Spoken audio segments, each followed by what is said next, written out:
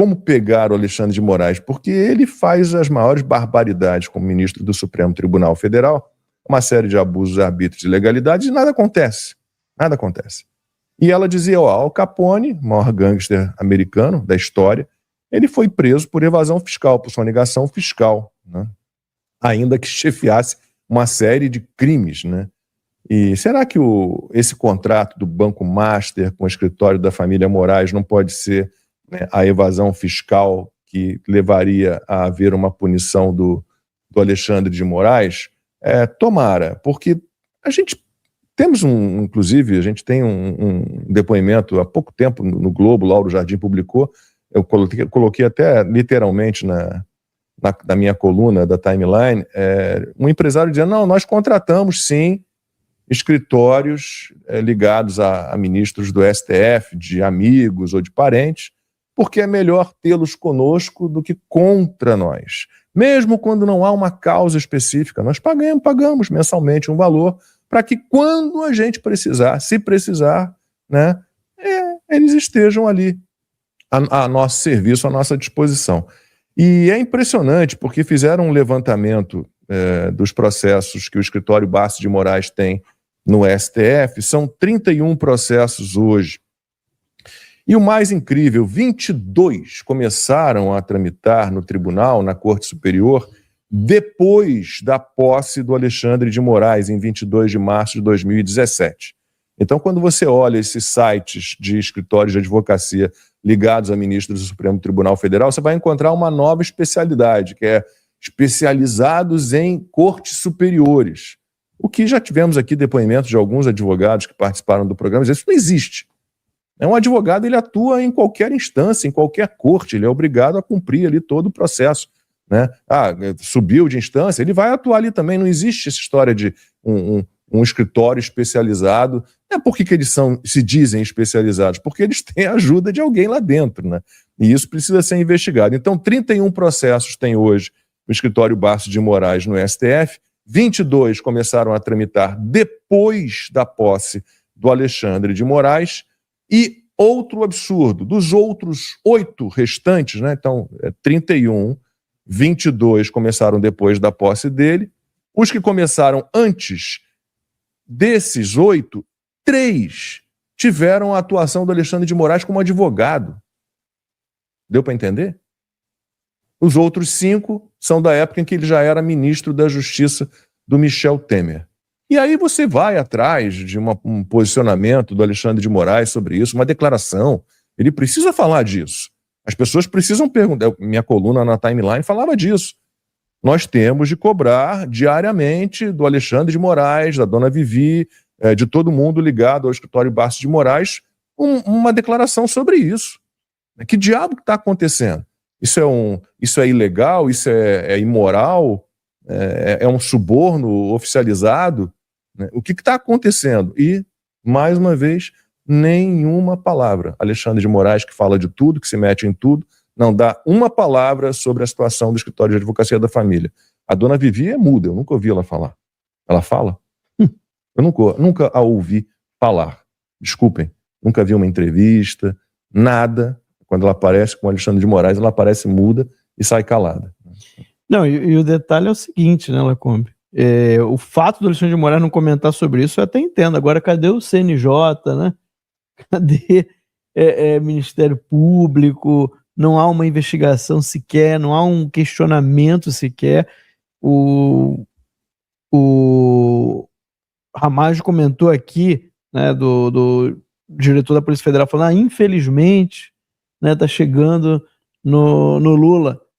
Mas isso não é um indício daquilo que o Alexandre de Moraes, inclusive, né, acusava o próprio Bolsonaro quando ele apenas te nomeou como diretor da PF? Ou seja, é muito claro aqui o que está acontecendo no país. Minority Report, né? Pois é, muito claro o que está acontecendo no país. Então agora, quando você tem realmente provas de que algo está acontecendo, ou pelo menos indícios, fortes indícios, que já justificariam aí investigações, questionamentos, nada acontece. E mais, essa história que o Globo está trazendo hoje, o Ramagem falou muito bem, isso aqui é muito grave, porque você tem vários crimes sendo cometidos ali. Inclusive o fato de o Alexandre de Moraes estar procurando de maneira informal, né, o diretor do Banco Central para salvar um banco cujo ele tem um contrato milionário, tá, com o escritório da esposa e dos filhos. Você quer um negócio mais escancarado que esse?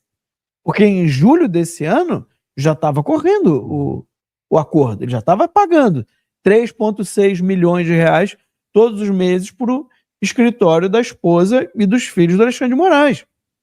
Então, como é que em julho esse acordo, esse contrato de 130 milhões que já estava sendo pago, né? Com prioridade absoluta, diga-se, mesmo no momento em que se admite ali uma grave crise financeira do Banco Master, as ordens internas, e a Malu Gaspar tem feito uma série de reportagens que a gente tem que elogiar, ela teve acesso a comunicados internos que dizem exatamente isso. Prioridade absoluta, pagar o contrato de 3 milhões e 600 mil reais por mês ao escritório Barço de Moraes. Ou seja, o Banco Master, em todos os seus ativos e passivos, a prioridade era pagar o Alexandre de Moraes. Por que será? Queria resolver, ou seja, o juiz resolver uma demanda sem estar nos autos, sem a provocação, sem o contraditório, não. Promover, resolver pelo lobby. O ditador deve estar, ele não vai se manifestar sobre isso.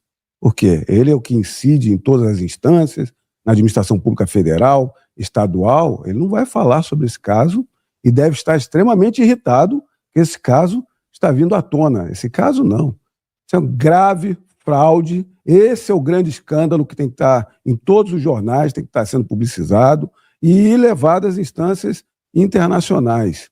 As declarações de patrimônio de renda da Vivi, que não se manifesta em nenhum momento, também, né? Tem isso, que de repente ela teve uma atuação meteórica, né? Ela é alguma especialista no direito em nada?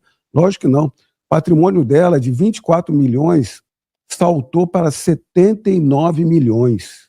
De um ano para o outro. De um ano para o outro. Ou seja, isso é um crescimento de 230%. Você pega o caso particular, a pessoa consegue, para o brasileiro é tão difícil conseguir comprar uma casa própria, um apartamento. Você consegue comprar sua casa, no ano seguinte você tem mais 2 casas iguais e mais uma pela metade. É o caso da Vivi de Moraes. Ou seja, e a gente ainda sabe que esses ministros e os parentes dos ministros não têm a fiscalização da Receita, não tem a fiscalização de imposto de renda, não tem nada disso. O parlamentar ele tem que declarar seus patrimônios, são publicizados. Essas pessoas não pode fazer nenhuma apuração fiscal contra eles. Então, muito provavelmente, tem muito mais do que isso. Esse é um escândalo que ele não consegue se explicar, não vai se explicar e ainda deve querer ir para cima dos jornais. Então, nessa briga toda que está acontecendo, a paulada de organizações criminosas entre PT e STF, vai começar a vir à tona e nós vamos aproveitar para mostrar todas essas ilegalidades para o ano que vem, para a campanha eleitoral. Não, e eu queria só concluir, porque é o seguinte, você tem um caso de flagrante tráfico de influência ali do Alexandre de Moraes, tá? Uma atuação política, uma atuação completamente fora do escopo de um ministro do STF, pedindo para um banco que estava totalmente quebrado, cheio de irregularidades,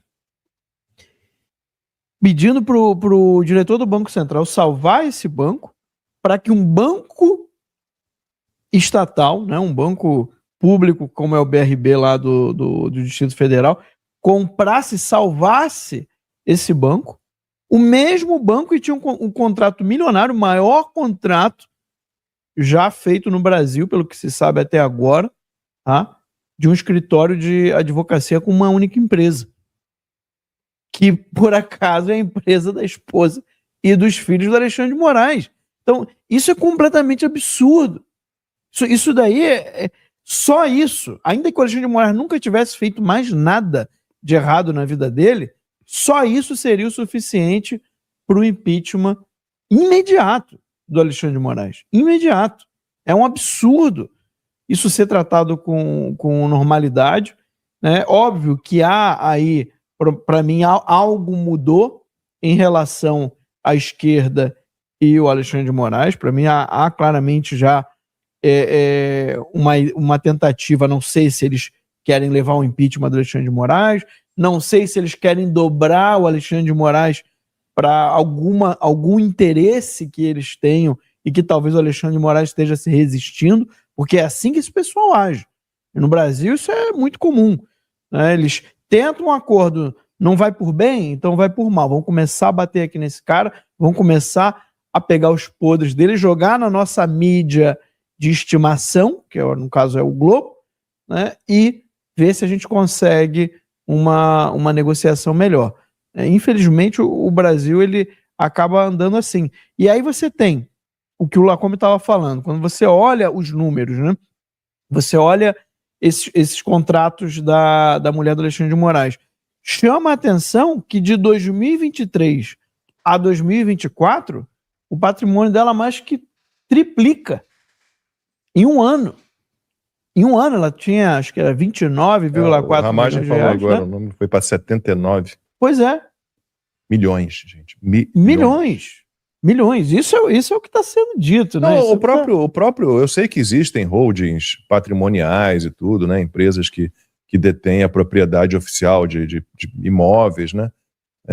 Eu sei que eventualmente não é nada irregular, mas você acaba desconfiando desse Lex, Instituto de Estudos Jurídicos da Família, porque esse Lex, você procura, o que você espera de um Instituto de Estudos Jurídicos? Que ofereça, né, cursos, seminários, congressos, eventos. Você procura, eles não têm rede social, eles não têm site. Esse Lex existe simplesmente para ser a holding patrimonial da família.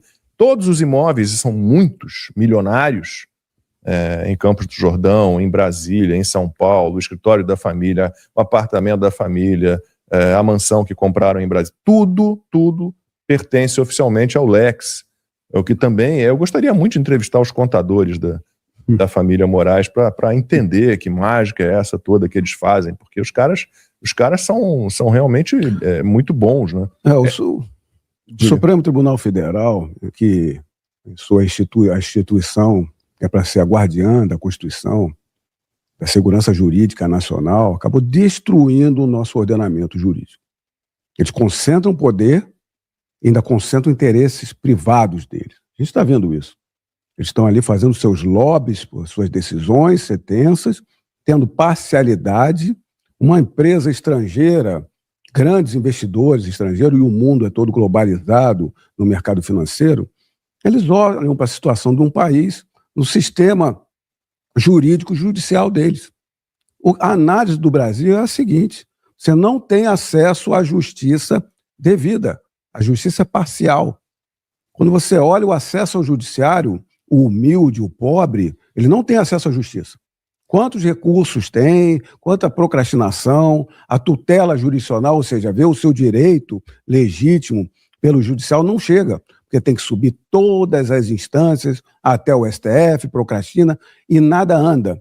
Por quê? Porque decidir é poder. Tudo acaba no Supremo Tribunal Federal. Eles discutem todas as ações, crime, civil, até pipoca do cinema eles discutem, o título do Flamengo com o esporte, eles decidiram também. Então, para o pobre não se chega. E para o rico também não.